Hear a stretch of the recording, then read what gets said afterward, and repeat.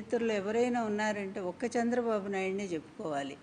ఎంత గొప్ప హిస్టరీలే ఈయన జీవితం అంతా చూస్తే అవే మరకలు, ఎటువంటి హత్యా మరకలు అతను అంటుకొని ఉన్నాయంటే అతను కూల్గా ఉంటాడు, పైకి వెనక అన్నీ కూడా ఘోరాలు నేరాలు చేయిస్తూనే ఉంటాడు. అవి నాకు చాలా తెలుసు, ఎందుకంటే నేను చాలా ప్రత్యక్షంగా చూశాను. డైరెక్ట్గా కత్తులతో కటార్లతో చంపల మా ఆయన్ని, ఆయన అవమానంతో చంపేశాడు. నిజమైన హంతకుడు ఎవరంటే ఈయనే. ఎందుకంటే కత్తులతో చంపేదే హత్య కాదు, మానసికంగా అవమానం చేసి వాళ్ళని వేధించి చంపటం కూడా హత్య క్రిందకే వస్తుంది.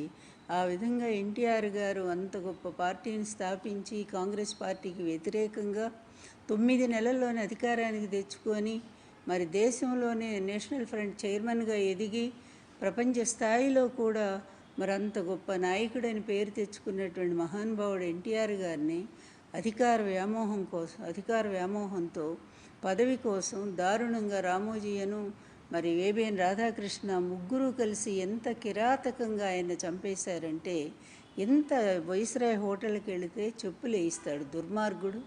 ఇవన్నీ కూడా మర్చిపోతారనుకుంటున్నారా? చరిత్ర ఎప్పటికి కూడా మర్చిపోదు చంద్రబాబు నాయుడు. నువ్వు చేసినటువంటి నీచమైన రాజకీయాలు మొట్టమొదటిగా ఎన్టీఆర్ గారితోనే మొదలు పెడదాము.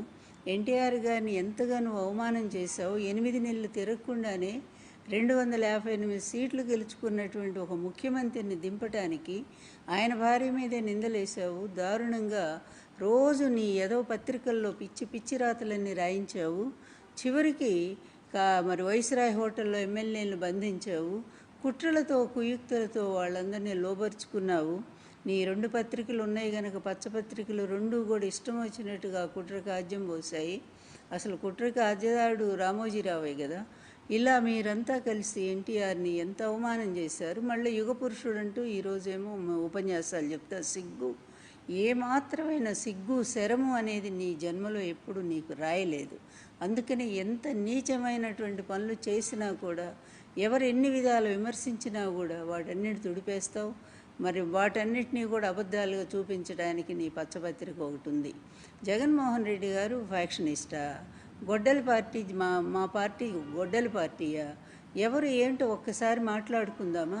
ఎన్టీఆర్ గారితో మొదలుపెట్టినటువంటి నీ హత్యా రాజకీయాలు ఇంకెంత దారుణంగా మాధవరెడ్డి గారు చనిపోయినప్పుడు కూడా మొత్తం నీ మీదే వేలెత్తి చూపారు కదా.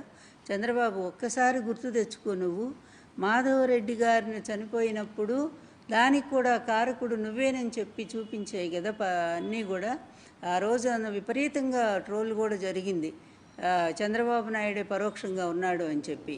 అలాగే ప్రత్యక్షంగా కూడా బెల్లి లలిత అనేటువంటి మంచి గాయని, మరి ఆమె సమాజం కోసం పాటుపడేటువంటి వాళ్ళతో మరి ఆమె నీ ప్రభుత్వం మీద, నువ్వు చేస్తున్న అరాచకాల మీద, నీ అవినీతి మీద ఆమె పాటలు పాడుతూ ఉంటే ఆమెను ఎంత దారుణంగా చంపించావంటే, సాయంత్రం పూట ఆమెను బయటకు పిలిపించి తెలిసిన వాళ్ళ చేత ముక్కలుగా ఒక మహిళని ఎన్ని ముక్కలుగా నరికి చంపేశారో, ఇంతకంటే దారుణని నీచ చరిత్రకి ఇంకేమన్నా ఉన్నాయా చెప్పుకోవటానికి?